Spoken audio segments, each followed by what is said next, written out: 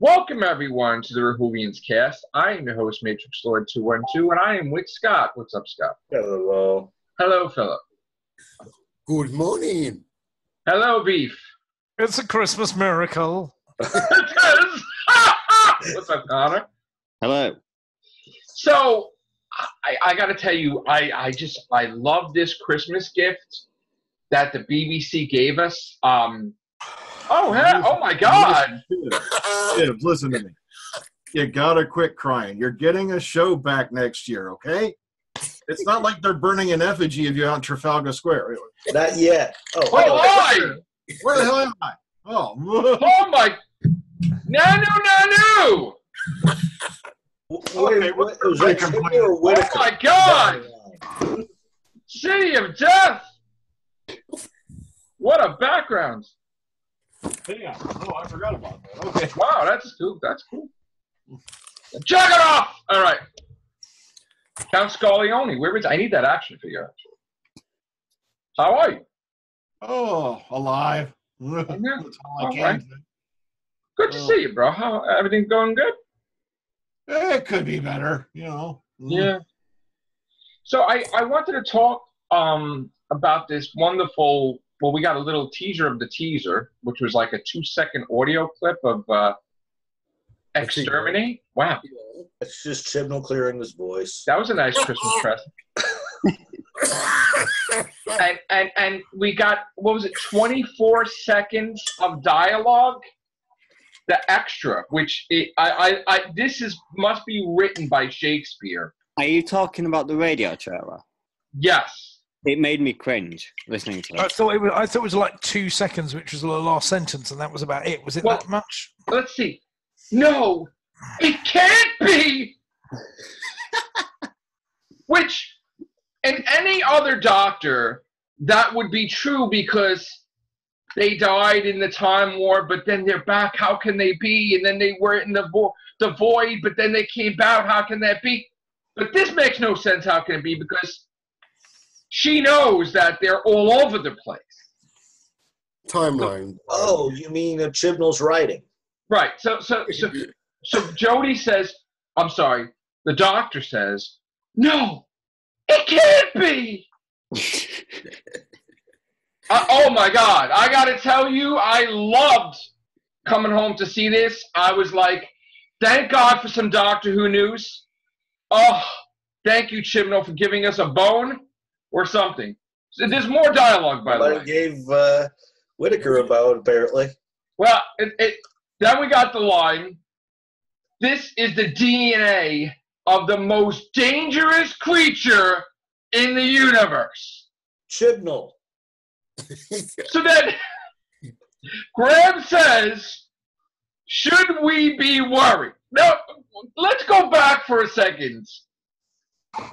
This is the DNA of the most dangerous creature in the universe. Chibnall. The following line should be like, oh shit, because obviously It's the the Pating. the most dangerous DNA, the DNA of the most dangerous creature in the universe is probably not going to come and say, hi, how? I thought for sure they were going to say Bill Cosby. Yeah. Oh, little pudding bombs. He knows when you're sleeping. He knows when you're awake. Hey. All right, so it's going to kill anyone that gets in its path, and it's not going to stop until it's taken control of this planet. Hillary Clinton. Michael, Thank you. I was about to say that. Michael Grade. So then a strange voice says, what do we do now? And then we have a voice synthesized doctor that says, hold on, like whatever, with this weird effect of her saying that. And now this is the epic speech, you know, on par with Moffat's speech and Russell T. Davis' speech for the doctor. Let me get my makeup on. You ready for this? Mm-hmm. I'm not having this. I'm the doctor. Here's my New Year's resolution You're leaving the show. I'm coming for you. Yeah. I'm coming for you. In what context? Hey, you. Get your damn hands over. It's like, okay, Jimbo. Yeah, get us excited. What do you expect? I would have expected, like, something Chills. else, I guess. I don't know. Does it make you want to watch it? Yes, it does. I then it guess. does the job. It did the job, I guess. And the only thing, the New Year's thing, this is my New Year's resolution. Yeah, that's a bit sort of like by the numbers. But aside from that, it's sort of, you do have an echo of Chris Eccleston at the end of his with the Daleks, to be honest with you. I will give it that much. You do, it does do that. I'm kind of like excited, that there's like a Dalek in it. It's other than like, a frog or a handkerchief creature or Pating. Pating. I actually like the Pating though. I want to put them on a t-shirt. Oh, don't give me that shit. Come on. I want to have a saying, Pating is my thing. I mean, because that, like, the thing eats everything. No? No. I just don't think that Saranga is in any way redeemable. Saranga is like a coffee that you just don't drink, right? Listen, that. Coffee you don't drink. Was it like a saying? I don't know. So it was a coffee that was a weird, back in the day, that a weird name that you just didn't want to drink it because you knew it wasn't going to be a problem. The Saranga conundrum. Part of waking up is Chibnall in your cup. The Saranga conundrum. Is that like Montezuma's Revenge? Yes. I love that game, actually. There was a video game on Montezuma's Revenge. I remember that. In the original trailer for this episode, it's a Dalek buried. It was buried on Earth, in the Earth, isn't it? Yes. And then it was released by Jon Snow and dollar store leftovers of Game of Thrones, right? Well, in the trailer, you've seen in essence, two different time periods, and it's something wrapped in basically leather. Declare, buried. Yeah. There's a Dalek. It's a Dalek. It's a Dalek. We finally got something. Hey, one. They used to budget on the hotel stays, but we got one Dalek. Hey. But because of the, one Dalek isn't going to cause that kind of battle that we see. One Dalek could destroy the whole planet. What are you talking about? Remember in Dalek episode from Chris Eccleston? That thing took people out. It was being clever. That's all it was doing. It's always clever. It can travel through time and space. It has the emergency temporal shift thing too, right? Oh yeah, they do have. Well, they should. Every Dalek has one, I guess. I can't wait for Anchorman podcast. That's going to be pretty cool. What? He's wearing is that Ron Burgundy shirt? It is indeed Ron Burgundy. Yeah. I don't know. Like I say, I'm going to give it a run. I think they should make it. Give us the runs. Go ahead. Imagine the songs you could have. If you did this as a musical. Sheffield has a Dalek in it. Oh God, mercy. Sheffield Dalek. Poor Burt Reynolds. Yeah. A little, best little whorehouse in Texas action going on there. Hey, maybe it doesn't. Maybe it's not just a Dalek. Maybe the scarf just does it for us. You guys can watch it. Hopefully, she'll trip up on that scarf and strangle herself for some reason. No, the scarf is really Hollywood. I actually like it. The Dalek rolls across the scarf and breaks her neck. Maybe she'll use the scarf to defeat the Dalek. If it follows the typical quote-unquote PC SJW conspiracy theory crowd, their prediction, I suspect it's going to belittle a single white male father. It will. Because I pointed out in one cast that every single, during this last series, if you look at it, it's male bashing. If you go back and watch... Well, there's one problem with that. If you've watched Trilby's one video, he took every single argument that they put to Series 11 and he put it to Series 1 with Eccleston. That's ridiculous. Oh, And it was brilliantly done. It's all the exact same propaganda they've been dishing all season. It's a load of horseshit. That'd be the same as me, time traveling back to the 70s and showing up on a news program and saying, I am tired of the Pertwee era bashing me with this Tibetan Buddhist Zen agenda. It's been going on since the show began. It's the whole PC angle. Like, I'll never forget the whole diversity argument. They only hired Segan Akinola because he's black. They hired Jodie Whittaker because she's a woman. Well, let me see. Let's time travel back to 1963 when you had a Canadian guy came up with a show. He hired a woman producer who then hired an openly gay Indian man to direct it. Oh, yeah, they were taking all of it. So when you take all that away, you got the Whittaker here. there was a point to that. When you take all that away, there's no fucking show. the season still sucks, regardless of if it's purple, blue, or yellow, or whatever color or whatever race. It sucks. We all poop, right? I think the problem is it's hype. We too much hype with her. I know that expectations were high with this one, and there were people looking for it either to like build it up or knock it down. And you can either build it up by knocking one thing down, and that's a wrong way to do things. Well, the fact but allow her to go out and promote the show, let alone saying, "Hey, look, I'm the first female doctor." That's, to me, the first sign of this series going to be a shit. Well, here's my question: what did you want them to do? As better episodes, other than 2 or 3. As Eccleston stated, there's only so much you can do with skinny white British guys, and they decided they were going to try something completely different. In some areas, Michael said that too. Yeah, in some areas it was a success, in other areas it wasn't. But would he, knowing that it's the first female doctor, wouldn't you try every effort to make it that she's better than every other doctor by throwing the kitchen sink at her and letting her face off against everybody, or just have the craziest story arc and show that doesn't matter what her gender is, she's the doctor and she can kick ass? I mean, have to break the glass ceiling. Well, I think that, look, my opinions on this in the run up to it are very well known, to be honest with you. And I said that the one thing I wanted them to do was be bold and go all out for it, because if you're going to make a big change like this, then you need to go hard or go home. Mm-hmm. And they did sort of soft soap it to a certain degree, and I think you have had more misses than probably you've had hits. For me personally, I don't know, some people, they like it, whatever, but it's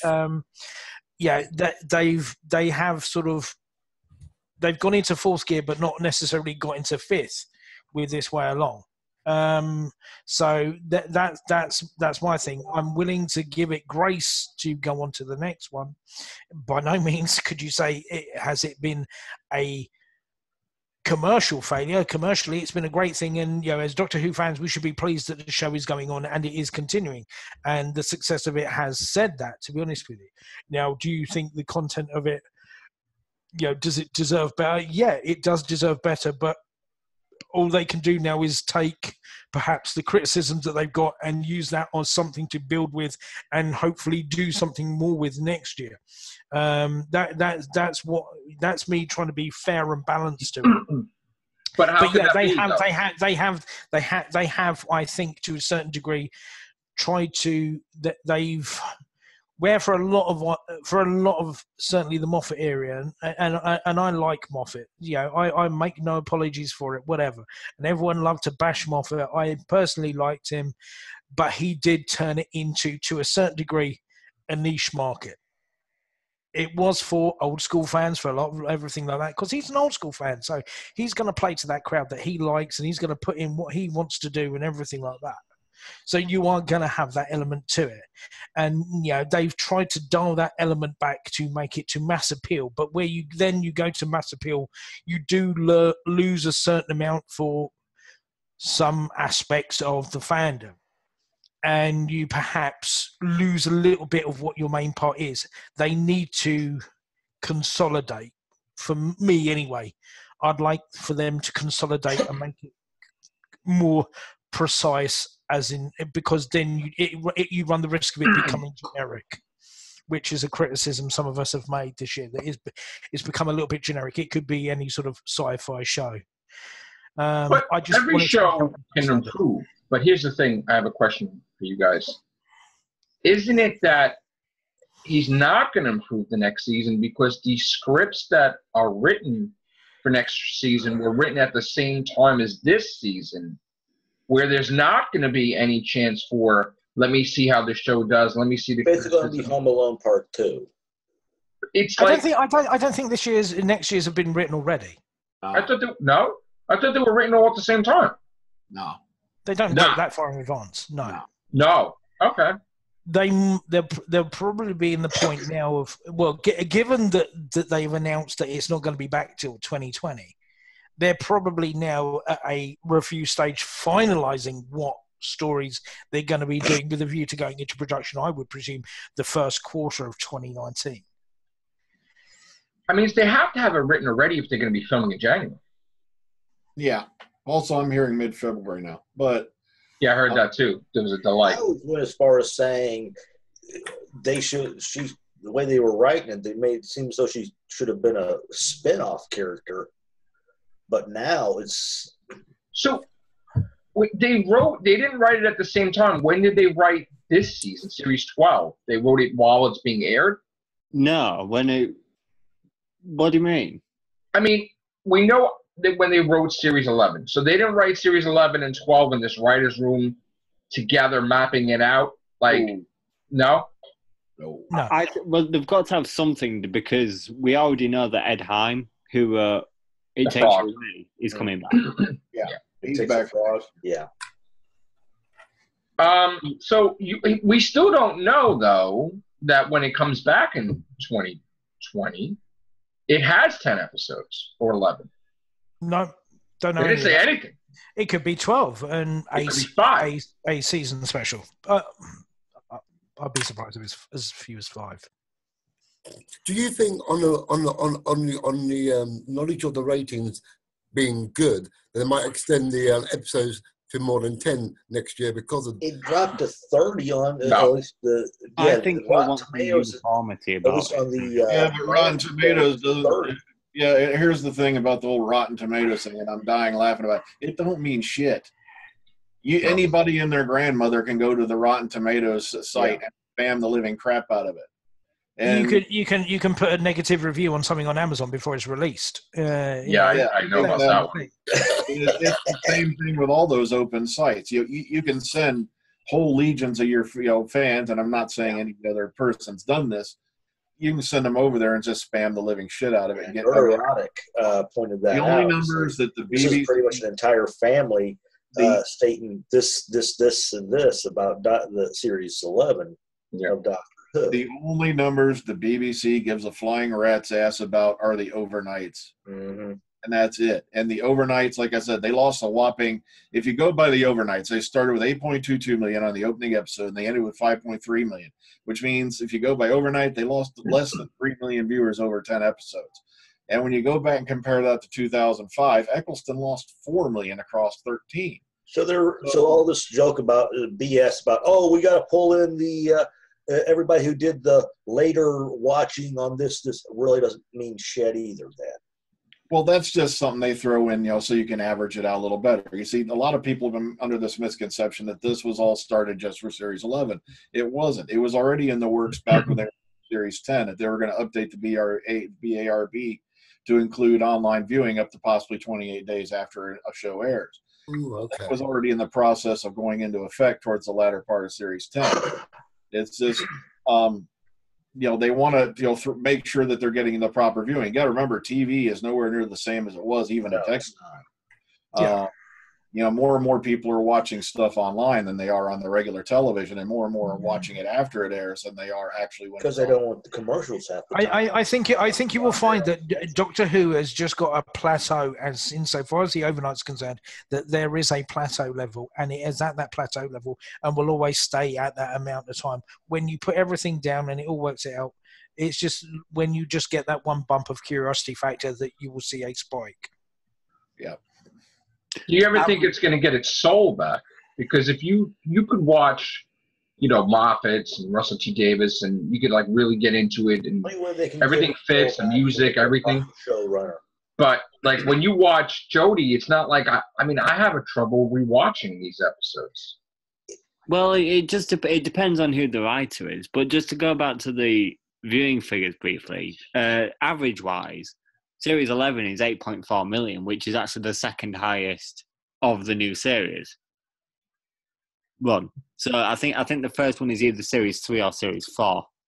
One of the Tennant ones. So in fact, it's actually done better than expected. But then, how do you tell you that with feedback? I mean, people write and saying this has been the shittest season ever. How do you tell that will be a judgment I think you'll have to make when season 12 hits in 2020. Yeah, because you'll have a direct comparison then.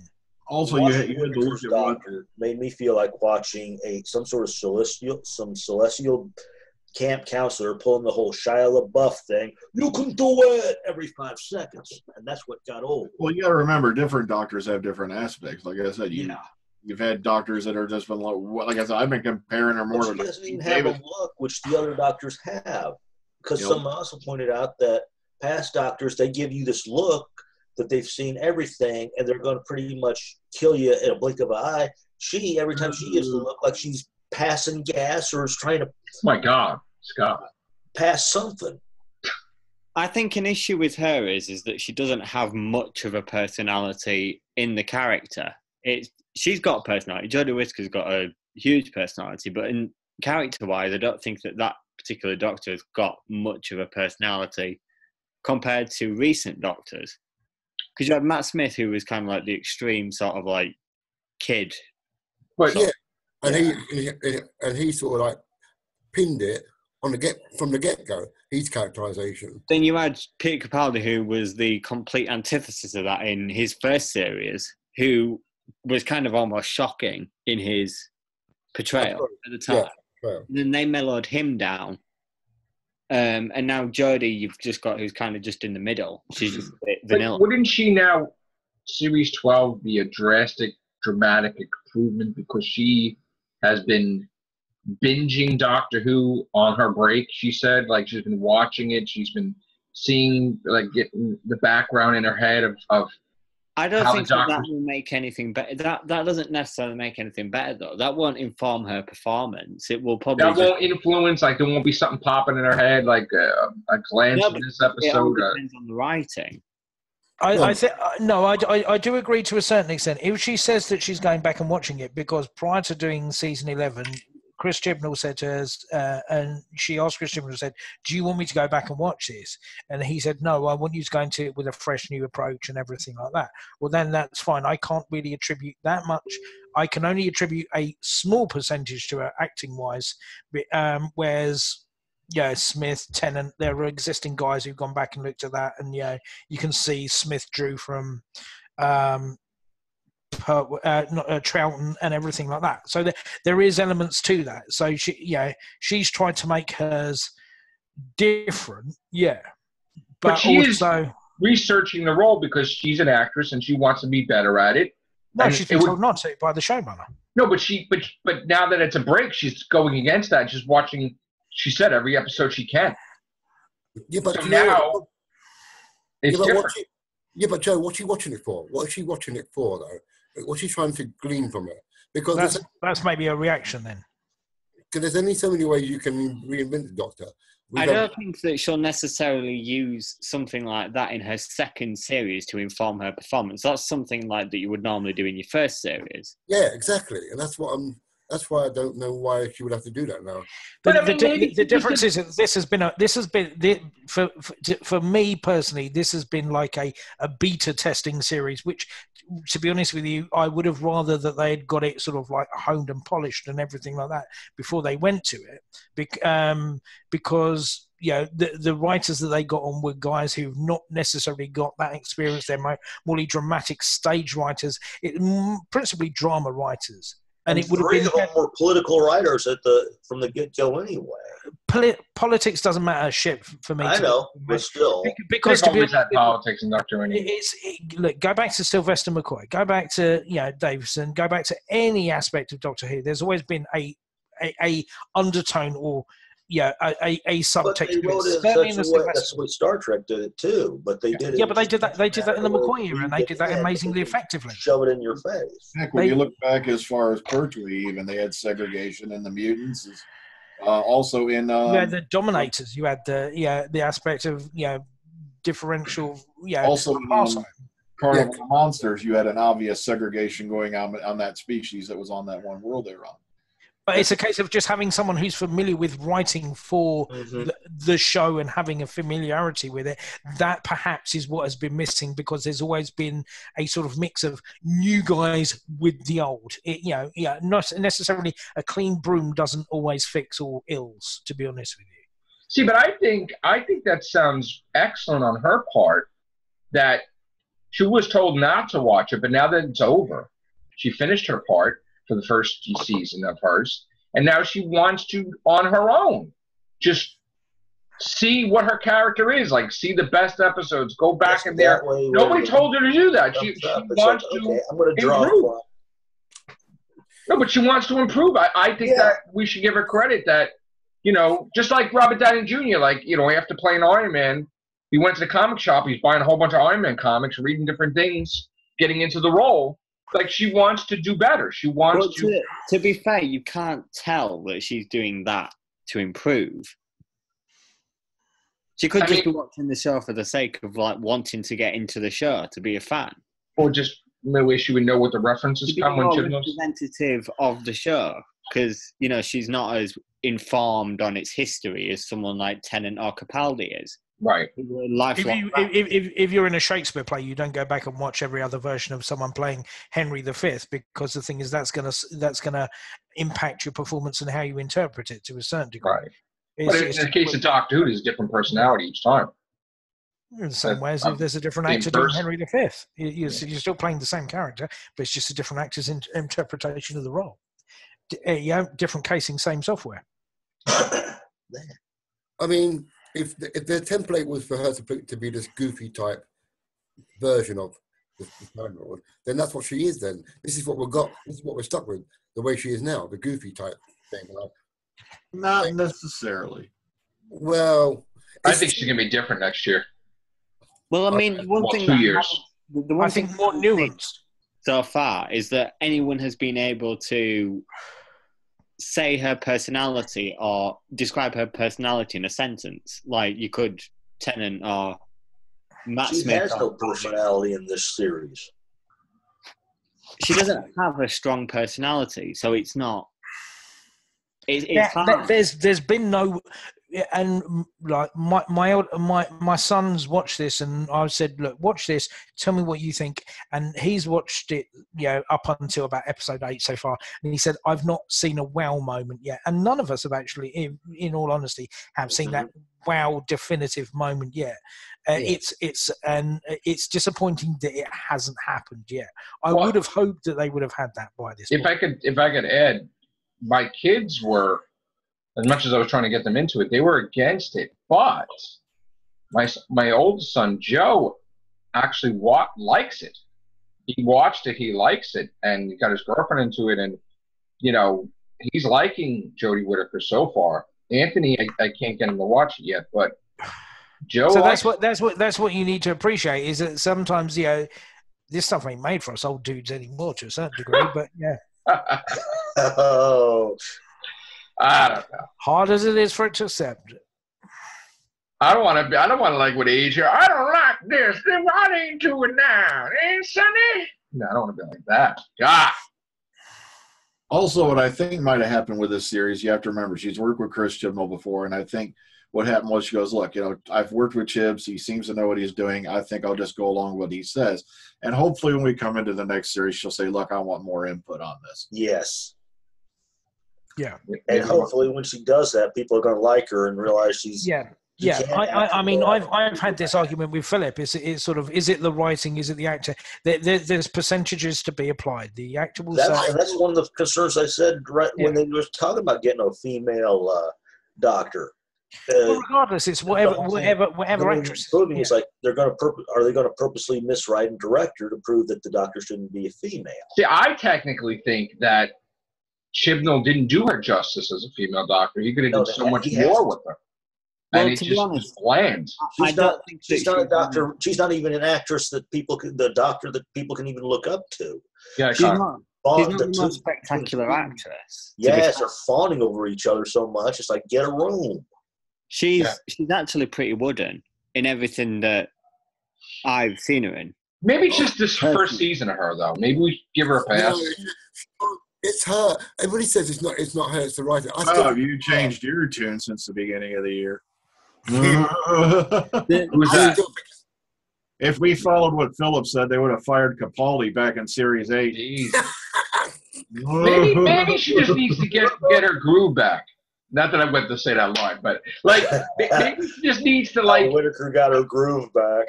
No, listen, she's breaking the regeneration in. All right, she needs another season. I think that there should have been a bigger sort of push to make this a lot bigger and a lot better and a lot more in your face, explosive sort of this is a thing. Throwing the kitchen sink at her, maybe. Yeah, like I said, you could make a sandwich. Hang on, first things first. Has she got the right type of companions with her? Yes or no? Well, no, she's got too many. No, I think Ryan's shit, and I think Yasmin Ryan's a good, don't you I love that. Graham's the only one who's got a personality. Ryan's the only one that I have genuine fault with. I think that the issue with Yasmin is that she's just been underused. Yeah. Except for the Yaz's files. There to be there. Yeah. I want here's your BFF. Here's your BFF. She's great at the Yaz files. Good. I want them to solve the mystery of the disappearing dyspraxia. Oh. Yeah, Yaz at the moment is just there for the Doctor to speak exposition at. Like I've said to Connor and Phil before as well. There's no character development apart from when you get the payoff with Ryan and Graham and the granddad thing. Then that's them sort of taken care of. Yaz, the Doctor, there's no development in that because the Doctor does not get anything from the companions, learn anything from it, develop and changes the character because they are supposed to learn from it, and that is a downfalling in the writing. But Yaz is the Doctor's favorite, though. Well, yeah, there's been Yaz. Yaz, come with me, Yaz. I think Tasman is. Oh God. Why is she the favorite, though? Why? Well, it's not. Why didn't Graham the favorite companion? It's not because they're more fully fleshed out characters that they can go off and do stuff on their own. At the moment, Yaz is just the one who's being spoken exposition to. She even plays a backseat in the Demons of the Punjab, to be honest with you, which should be the one where she should have been the driver of that episode. Or maybe she just whipped out the credit card and bought the outfit for her. But it's lacking in character development. So it's sort of, and then you fault that of the writing. And to be honest with you, that's where your showrunner oversees all the scripts and everything like that. There needs to be an intermediary between perhaps the showrunner and the scripts and everything like that. You need a script. I've said this before. You need to have a script editor, I think, in the middle as a stopgap and say, perhaps we need this, we need that, and everything like that. Like you used to have with the classic series, just to make sure that there's a coherent stream sort of pulling it all together, and that's what it's lacking, to be honest with you. Perhaps 2020 needs to be the season of the Yaz. Damn it. Give us some damn episodes. We're also in a period of the show's history, actually, where no one wants the showrunner's job. Nobody does. No one. It's commonly referred to as the poison chalice. It really is. I mean, he kind of got him drunk to say yes, right? Chibnall was kind of almost forced into it. Sign this paper while you drink the Jägermeisters. Is that right? So in other words, he had pretty much. He thought Chip thought he was signing the check for whatever for over restaurant, but then he had a thing of copy paper underneath it. So, oh look, you signed your contract to be showrunner. What was the fight about? I want to know. That they got a little irritated, both of them. I have an eerie feeling that was the day they told him we're bumping Doctor Who back a year. We're not doing it in 2019. Oh. So was the BBC telling Chib all that? Yeah.